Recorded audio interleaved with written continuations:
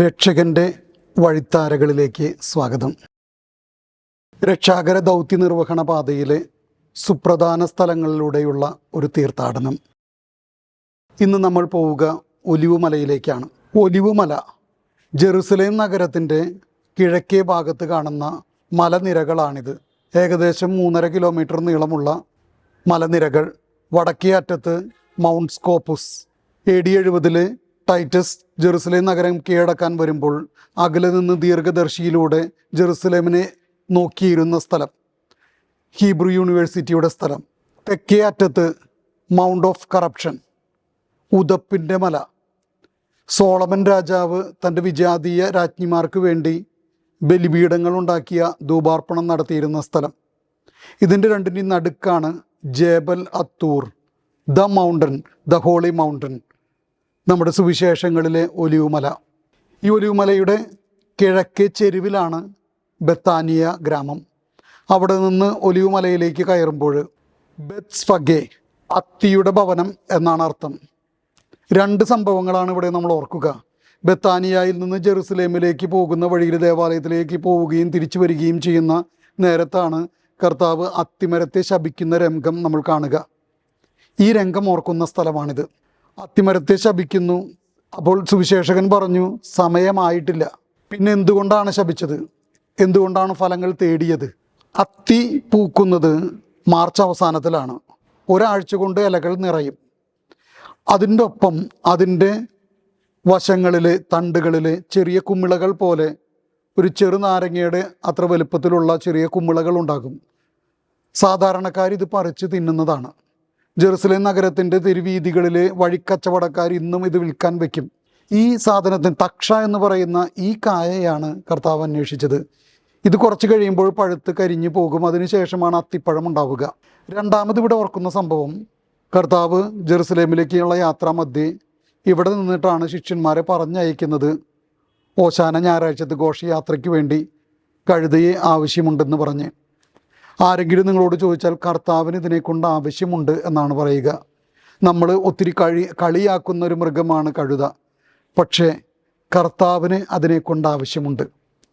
പഴയ നിയമത്തിൽ ബാലാമിൻ്റെ കഴുതയെ നമുക്ക് ഓർമ്മയുണ്ടാകും. ദീർഘദർശിയായ ബാലാമിനേക്കാൾ ദർശനശക്തി ഉണ്ടായിരുന്നു അതിൻ്റെ കഴുതയ്ക്ക്. കർത്താവിന് ആവശ്യമുള്ളപ്പോൾ ഏതൊരു വ്യക്തിയും, ഏതൊരു വസ്തുവും, ഏതൊരു സൃഷ്ടിയും ഉപയോഗയോഗ്യമാണ്. കർത്താവിൻ്റെ ഉപയോഗത്തിനല്ലെങ്കിൽ എല്ലാം ഫലശൂന്യമാണ്. ബെത്സ്ഫഗയിൽ ഇന്നത്തെ ദേവാലയത്തിൻ്റെ അകത്തുള്ളത് ഈ കഴുതപ്പുറത്ത് കയറാൻ വേണ്ടി കർത്താവ് കയറിയ പാറയാണ്. ബൈസൻ്റെയും കാലഘട്ടം മുഴുവൻ ദേവാലയത്തിൽ സൂക്ഷിക്കുന്നത് ഈ പാറയാണ്. ജെറുസലേമിലെ ഏറ്റവും സുന്ദരമായിട്ടുള്ള ദൃശ്യമാണ് ഇന്നും ഈ ബെത്സ്ഫഗയിൽ നിന്ന് ആരംഭിക്കുന്ന ഓശാനയുടെ ഘോഷയാത്ര. ഇസ്രായേലിൻ്റെ എല്ലാ ഭാഗത്തു നിന്നുള്ള എല്ലാ തരം ജനങ്ങളും അവിടെ എത്തും. ഇന്ത്യക്കാരും ഫിലിപ്പീൻകാരും ലാറ്റിൻ അമേരിക്കക്കാരും യൂറോപ്യൻസും എല്ലാം ഗിറ്റാറും ഗാനങ്ങളും ഒലിവിൻ്റെ ശില്ലയും ഒക്കെയായി ആഘോഷമായിട്ട് നടത്തുന്ന ഒരു ഘോഷയാത്ര. ആ വഴിയിലൂടെയാണ് നമ്മൾ നടക്കുക. ആ വഴിയിലൂടെ നടന്ന് ഒലിവുമലയുടെ നേരെ മുകളിലെത്തുമ്പോഴാണ് പാത്തർ നോസ്തർ. അവിടെയും ഒരു ഗുഹയാണുള്ളത്. ഈ ഗുഹയിലാണ് കർത്താവും ശിഷ്യന്മാരും പലപ്പോഴും വന്ന് താമസിച്ചിരുന്നത്. ഇവിടെ വെച്ചിട്ടാണ് കർത്താവ് ശിഷ്യന്മാർക്ക് സ്വർഗസ്ഥനായ പിതാവേ എന്നുള്ള പ്രാർത്ഥന പഠിപ്പിക്കുന്നത്. അതുകൊണ്ടാണ് അതിനെ പാത്തർ നോസ്തർ ചർച്ച് എന്ന് വിളിക്കുക. ഇതിൻ്റെ മുകളിൽ കയറിയിരുന്നിട്ടാണ് ജെറുസലേം ദേവാലയത്തിന് അഭിമുഖമായി ഒലിവുമലയുടെ മുകളിലിരുന്ന് തൻ്റെ 12 ശിഷ്യന്മാരെ മാത്രം അടുത്ത് വിളിച്ച് അവരെ പഠിപ്പിച്ചു. യുഗാന്ത പ്രഭാഷണം, അന്ത്യവിധിയെക്കുറിച്ചുള്ള പ്രഭാഷണം. ഈ 2 സംഭവങ്ങളും നടന്ന സ്ഥലമായിട്ടാണ് ഈ പാത്തർ നോസ്തർ ചർച്ച്. ഹെലന രാജ്ഞിക്ക് വേണ്ടി കോൺസ്റ്റന്റൈൻ രാജാവ് പണിയുന്ന എലയോണ എന്ന് പറയുന്ന ബസിലിക്ക. പിന്നീട് പേർഷ്യക്കാരുടെ ആക്രമണം, കുരിശ് യുദ്ധക്കാർ അതിമനോഹരമായിട്ട് പടുത്തുയർത്തിയത് 1800കളിലാണ് ഫ്രഞ്ചുകാരിത് സ്വന്തമാക്കുക. 1874 ഫ്രാൻസിൽ നിന്നുള്ള കർമ്മലീത്ത സിസ്റ്റേഴ്സ് ഇവിടെ വന്ന് ഇതിൻ്റെ സംരക്ഷകരായി താമസമുറപ്പിക്കുന്നു. ഇന്നും അതിൻ്റെ ഉള്ളിലേക്ക് കടന്നു ചെല്ലുമ്പോൾ എല്ലാ ഭാഷകളിലുമുള്ള സ്വർഗസ്ഥനായ പിതാവേ എന്നുള്ള പ്രാർത്ഥന എഴുതി വച്ചിരിക്കുന്ന ഫലകങ്ങൾ കാണാം. ഇതിൻ്റെ താഴോട്ടിറങ്ങിയാൽ സ്വർഗസ്ഥനായ പിതാവേ എന്നുള്ള പ്രാർത്ഥന പഠിപ്പിച്ച ബൈസൻ്റെയും കാലഘട്ടത്തിലുള്ള പള്ളിയുടെ അവശിഷ്ടങ്ങളുള്ള ഗുഹ നമുക്ക് കാണാം. അവിടെ ശാന്തമായി കണ്ണുകളടച്ച് സ്വർഗസ്ഥനായ പിതാവേ എന്ന് ഒരിക്കൽ കൂടി പ്രാർത്ഥിക്കുക. കർത്താവും ശിഷ്യന്മാരും കൂടി പ്രാർത്ഥിച്ചത് അർത്ഥമറിഞ്ഞുകൊണ്ട് ഒന്നുകൂടി ധ്യാനിക്കുക. അവിടെ നിന്ന് താഴോട്ട് ഇറങ്ങി വരുമ്പോൾ അങ്ങ് അറ്റത്തേക്ക് ചെല്ലുമ്പോൾ 7 ആർച്ചസ് ഹോട്ടൽ, അതിൻ്റെ മുമ്പിലാണ് പനോരമിക് വ്യൂ പോയിൻ്റ്. തീർത്ഥാടകരെല്ലാം അവിടെ ചെന്ന് നിന്ന് ജെറുസലേം നഗരത്തെ നോക്കിക്കാണുന്നു. ജെറുസലേം നഗരം 4 മലനിരകളാണ്. പടിഞ്ഞാറ് സിയോൻ കുന്നും ഗാരബ് കുന്നും, കിഴക്ക് മോറിയ മല ദേവാലയഗിരി ഇരിക്കുന്ന സ്ഥലം, അതിന് താഴെ ഓഫൽ മല പഴയ ദാവീദിൻ്റെ പട്ടണം ഇരിക്കുന്ന സ്ഥലം, ഇതിൻ്റെ മുമ്പിലായിട്ട് കെദ്രോൺ തോട്, മറുവശത്ത് ഹിന്നോൺ താഴ്വര, ഇതിൻ്റെ നടുക്കിലൂടെ ഒഴുകുന്ന തെറാപ്പയോൺ എന്ന് പറയുന്ന താഴ്വര. ഈ നിൽക്കുന്നിടത്തുനിന്ന് നേരെ താഴോട്ട് നോക്കിക്കഴിഞ്ഞാൽ യഹൂദരുടെ ശവക്കല്ലറകളാണ്. ഇതിൻ്റെ നേരെ താഴെ കെദ്രോൺ തോട്ടിൽ അബ്സലോമിൻ്റെ ടൂമ്പ്, ജോസഫാത്തിൻ്റെ ടൂമ്പ്, യേശുവിൻ്റെ സഹോദരനായ ജെയ്ക്കബിൻ്റെ ടൂമ്പ്, സക്കറിയായുടെ ടൂമ്പ്, യവന കാലഘട്ടത്തിലെ ഈജിപ്ഷ്യൻ മാതൃകയിലുള്ള ടൂമ്പുകൾ എന്ന് പറയുമ്പോൾ കർത്താവ് ദേവാലയഗിരിയിലെ വിജാതിയരുടെ മണ്ഡപത്ത് നിന്ന് പഠിപ്പിക്കുമ്പോൾ ഇതെല്ലാം ദൃശ്യമാണ്. അവിടെ നിന്നാണ് കർത്താവ് പറയുക, വെള്ളയടിച്ച കുഴിമാടങ്ങളെ. കർത്താവിൻ്റെ 2ാം വരവ് കാത്തിരിക്കുന്ന ദേവാലയത്തിലേക്ക്, സ്വർഗീയ ജെറുസലേമിലേക്ക് കടക്കാൻ വേണ്ടി കാത്തിരിക്കുന്നവരുടെ ശവകുടീരങ്ങളാണിവിടെ. ഇവിടെ നിന്ന് താഴോട്ട് ഇറങ്ങുമ്പോൾ മലാക്കിയാസിൻ്റെയും ഹഗ്ഗായിയുടെയും കബറിടങ്ങൾ എന്ന് പറയപ്പെടുന്ന റോമൻ കാലഘട്ടത്തിലെ കബറിടങ്ങൾ, നേരെ താഴോട്ട് ഇറങ്ങുമ്പോൾ വലതുവശത്ത് ഡോമിനുസ് ഫ്ലേവിത്ത്, കർത്താവ് ജെറുസലേമിനെ ഓർത്ത് കണ്ണീർ വാർത്ത സ്ഥലം. ബെർലുത്സി 1955 ഇവിടെ തീർത്തിരിക്കുന്ന ദേവാലയം കണ്ണുനീർ തുള്ളി നിലത്ത് വീഴുന്നതിൻ്റെ മാതൃകയിലുള്ള ദേവാലയമാണ്. ബൈസൻ്റെയും കാലഘട്ടത്തിലെ സെയിൻറ്റ് അന്നാസ് ദേവാലയത്തിൻ്റെ മുകളിൽ പണിതിരിക്കുന്നത്. ഇതിൻ്റെ അകത്തേക്ക് കടന്നു ചെല്ലുമ്പോൾ ഒലിവ് മലയിൽ നിന്ന് ഓശാനയുടെ രംഗങ്ങൾ മുകളിൽ മകുടത്തിൽ ചിത്രീകരിച്ചിരിക്കുന്നു. അൾത്താരയുടെ ചുവട്ടിൽ പിടക്കോഴി കുഞ്ഞുങ്ങളെ ചിറകിൻ കീഴാക്കിയിരിക്കുന്ന രംഗമാണ് നമ്മൾ കാണുക. ജെറുസലേം ജെറുസലേം, പ്രവാചകന്മാരെ വധിക്കുന്നവളും നിന്റെ നേർ കയക്കുന്നവരെ കല്ലെറിയുന്നവളുമായവളെ, പിടക്കോഴി കുഞ്ഞുങ്ങളെ ചിറകിൻ കീഴിൽ ഒതുക്കുന്നത് പോലെ നിന്നെ രക്ഷിക്കാൻ സംരക്ഷിക്കാൻ ഞാൻ പലതവണ ആഗ്രഹിച്ചു, എങ്കിലും നീ വിസമ്മതിച്ചു. തൻ്റെ സന്ദർശന സമയം അറിയാതിരുന്നവൾ. പ്രകാശൻ ലോകത്തിലേക്ക് വന്നിട്ടും പ്രകാശത്തേക്കാൾ അധികമായി ലോകം അന്ധകാരത്തെ സ്നേഹിച്ചു. കർത്താവിന് പകരം അന്ധകാരത്തെ സ്നേഹിച്ച ജെറുസലേമിനെ ശപിക്കുന്ന രംഗമാണ് അവിടെ. അവിടുത്തെ ജനല, വിശുദ്ധ കുർബാനയുടെ ജനൽ, അതിൻ്റെ ഉള്ളിലൂടെ നോക്കിയാൽ നേരെ കാണുന്നത് പഴയ ദേവാലയമാണ്. ഇന്ന് ഓമറിൻ്റെ ഗോൾഡൻ ഡോമിരിക്കുന്ന സ്ഥലം. ഇതിൻ്റെ പുറത്തേക്ക് ഇറങ്ങുമ്പോൾ സ്പീന ക്രിസ്റ്റി കർത്താവിൻ്റെ മുൾക്കിരീടമുണ്ടായിരുന്ന ചെടി അവിടെയുണ്ട്, അത് ദർശിക്കാം. നേരെ താഴോട്ട് ഇറങ്ങുമ്പോൾ വലതുവശത്തായിട്ട് വലിയ ഒരു ഇരുമ്പ് കവാടം, അതിൻ്റെ ഉള്ളിൽ നിന്ന് പ്രവേശിച്ചു കഴിഞ്ഞാൽ മഗ്ദലന മറിയത്തിൻ്റെ പള്ളി. 16-17 നൂറ്റാണ്ടുകളിലെ റഷ്യൻ വാസ്തുകലയുടെ മനോഹാരിത മുഴുവൻ ആസ്വദിക്കാം. സബോള പോലെയുള്ള മകുടങ്ങൾ 7 അതിൻ്റെ മുകളിൽ കുരിശുകൾ. ഇത് 1888 സാർ അലക്സാണ്ടർ മൂന്നാമൻ തൻ്റെ അമ്മയായ മരിയ അലക്സാണ്ട്രോവയ്ക്ക് വേണ്ടി പണിതതാണ്. ഈ അമ്മയുടെ മധ്യസ്ഥയാണ് മരിയ മഗ്ദലേന.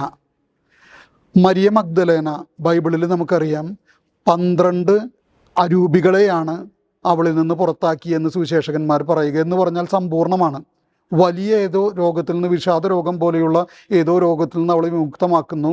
അതോടുകൂടി അവൾക്ക് ക്രിസ്തുവിൻ്റെ ശിഷ്യയാകുന്നു. ഗലീലിയിൽ നിന്നും തങ്ങളുടെ പണം കൊണ്ട് യേശുവിനെയും ശിഷ്യന്മാരെയും സഹായിച്ചിരുന്ന സ്ത്രീകളുടെ കൂട്ടത്തിലാണ് സുവിശേഷകൻ അവളെ രേഖപ്പെടുത്തുക. സമ്പന്നയായ കുലീന ജാഥയായ അവൾ കർത്താവിൻ്റെ ശിഷ്യയായി ജെറുസലേം വരെ പോരുന്നു, കർത്താവിൻ്റെ കൂടെ നടക്കുന്നു. സുവിശേഷങ്ങളിലെ കർത്താവ് മരിക്കുമ്പോൾ, കർത്താവിനെ കുരിശിൽ തറയ്ക്കുമ്പോൾ, കർത്താവിനെ സംസ്കരിക്കുമ്പോഴും ഉത്ഥാനത്തിനും അവളാണ് സാക്ഷി. കർത്താവിനെ അഗാധമായിട്ട് സ്നേഹിച്ചവൾ, അപ്പസ്തോലന്മാരെ പോലും ഉത്ഥാനം അറിയിക്കുന്ന അപ്പസ്തോലന്മാരുടെ അപ്പസ്തോല. അവളുടെ സ്നേഹത്തിൻ്റെ പ്രതീകമാണ് കർത്താവ് പാടുപീഡ അനുഭവിച്ച് വേദനിച്ച് വിയർപ്പ് രക്തമായിട്ടൊഴുകുന്ന ഗെത്സമനിയുടെ പിന്നിൽ ഇന്നും അവളുടെ സാക്ഷ്യമുണ്ട്. ചങ്കിലെ ചോര കൊടുത്ത് ചങ്കോട് ചങ്കായവനോട് കൂടെ ഇരിക്കുന്നവൾ. നമുക്കും അതിന് ധൈര്യമുണ്ടോ എന്ന് ചിന്തിക്കുക. അവിടെ നിന്ന് നേരെ താഴോട്ട് ഇറങ്ങുമ്പോൾ ഗെത്സമൻ തോട്ടമാണ്. ഇന്നും പഴയ 8 ഒലിവ് മരങ്ങൾ അതിൻ്റെ ഉള്ളിലുണ്ട്. 1666 മുതലാണ് ഇത് ഫ്രാൻസിസ്കൻസിൻ്റേതാകുന്നത്. ചുറ്റും ഗ്രില്ലിട്ടിരിക്കുന്നു. ഈ മരങ്ങൾ കർത്താവിൻ്റെ കാലഘട്ടത്തേത് തന്നെയാണോ? 2012 ഇറ്റാലിയൻ ഗവേഷകർ ഇതിനെക്കുറിച്ച് പഠിച്ചപ്പോൾ 1098 മുതൽ 1198 വരെയുള്ള കാലഘട്ടത്തിലേതാണിത് എന്നാണ് തെളിഞ്ഞത്. പക്ഷേ അതിൻ്റെ DNA ടെസ്റ്റ് നടത്തിയപ്പോൾ ഇതെല്ലാം ഒരേ പൈതൃകത്തിൽ നിന്നുള്ള ഒരേ വേരിൽ നിന്നുള്ളതാണ്. AD 70 ടൈറ്റസ് ജെറുസലേം കീഴടക്കാൻ വന്നപ്പോൾ അതിൻ്റെ ചുറ്റും വേലി കെട്ടിയിരുന്നു. ഈ ഒലിവ് മരത്തിൽ നിന്നും ഇതിന് ചുറ്റുമുള്ള മരങ്ങൾ മുഴുവൻ വെട്ടി ആ മരങ്ങൾ കൊണ്ടാണ് വേലി കെട്ടി ഇതിന് ഉപരോധം ഏർപ്പെടുത്തിയതെന്നാണ് ജോസഫസ് ഫ്ലാവിയസ് പറയുക. അന്നത് വെട്ടിയിരുന്നു. പക്ഷെ അതിൻ്റെ വേരിൽ നിന്ന് തന്നെ മുളച്ച മരങ്ങളാണ് ഇന്നും അവിടെയുള്ളത് എന്നറിയുമ്പോൾ നമുക്ക് കൂടുതൽ ചരിത്ര സംഭവങ്ങളോട് ചേർന്ന് നിൽക്കാനായിട്ടുള്ളൊരു സന്തോഷമുണ്ടാകും. ഗെത്സമൻ എന്ന് പറഞ്ഞാൽ ഒലിവ് ചക്ക് എന്നാണ് അർത്ഥം. കർത്താവും ശിഷ്യന്മാരും പതിവ് അനുസരിച്ച് പ്രാർത്ഥിക്കാൻ പോയിരുന്ന സ്ഥലം. അതിൻ്റെ ഒരു ഗുഹ ജോസഫാത്ത് താഴ്വരയുടെ അറ്റത്തുണ്ട്. മാതാവിൻ്റെ സ്വർഗാരോപണ പള്ളി, കബറിട പള്ളി, അതിനോട് ചേർന്നൊരു ഗുഹ. അവിടെയാണ് ശിഷ്യന്മാരെ കൂട്ടി കർത്താവ് പ്രാർത്ഥിക്കാൻ പോയിരുന്നത്. അവിടെ നിന്ന് 3 ശിഷ്യന്മാരെയും കൂട്ടിക്കൊണ്ട് ഗെത്സമനിയുടെ ഈ ഭാഗത്തേക്ക് വരുന്നു. അവരെ അവിടെ പ്രാർത്ഥിക്കാൻ ഇരുത്തിയിട്ട് ഒരു കല്ലേറ് ദൂരം മാറി അവിടുന്ന് മുട്ടുമേൽ വീണ് പ്രാർത്ഥിക്കുന്നു. ഈ പിന്നിൽ ഗെത്സമൻ തോട്ടത്തിൻ്റെ പിന്നിലുള്ള വഴിയിൽ ഒരു തൂണുണ്ട്, the rock of the apostles. അവിടെയാണ് ഈ 3 പേര് ഇരുന്നതായിട്ട് പറയുന്ന സ്ഥലം. പള്ളിയുടെ ഉള്ളിലേക്ക് ചെന്നാൽ അതിൻ്റെ നടുക്ക് വലിയൊരു പാറയാണ് അൾത്താരയ്ക്ക് മുമ്പിൽ കർത്താവ് കമിഴ്ന്ന് കിടന്ന് പ്രാർത്ഥിച്ച സ്ഥലം. അതിൻ്റെ മുകളിലുള്ള മൊസായിക്കിൽ ചിത്രീകരിച്ചിരിക്കുന്നത് ഈ പ്രാർത്ഥനയും യൂദാസ് ഒറ്റിക്കൊടുക്കുന്നതും പടയാളികൾ അവനെ അറസ്റ്റ് ചെയ്യുന്നതുമായിട്ടുള്ള രംഗങ്ങളാണ്. ഈ ദേവാലയത്തിന് പറയുന്ന പേര് ചർച്ച് ഓഫ് ഓൾ നേഷൻസ്. എല്ലാ രാജ്യങ്ങളിൽ നിന്നുള്ള സംഭാവനകൾ കൊണ്ടാണ് ഇത് പുനരുദ്ധരിച്ചത്. 300കളിൽ തെയഡോഷ്യസ് പണിയുന്ന ദേവാലയം പേർഷ്യക്കാർ നശിപ്പിക്കുന്നു, കുരിശുദ്ധക്കാർ നവീകരിക്കുന്നു. വീണ്ടും 1919, 24 കാലഘട്ടത്തിലാണ് ബെർലുത്സി എന്നുള്ള ദേവാലയം പണിയുന്നത്. ഇതിൻ്റെ മറ്റൊരു നാമം ബസലിക്ക ഓഫ് ദ അഗണി, കർത്താവ് പാടുപീഡകൾ സഹിച്ച സ്ഥലം.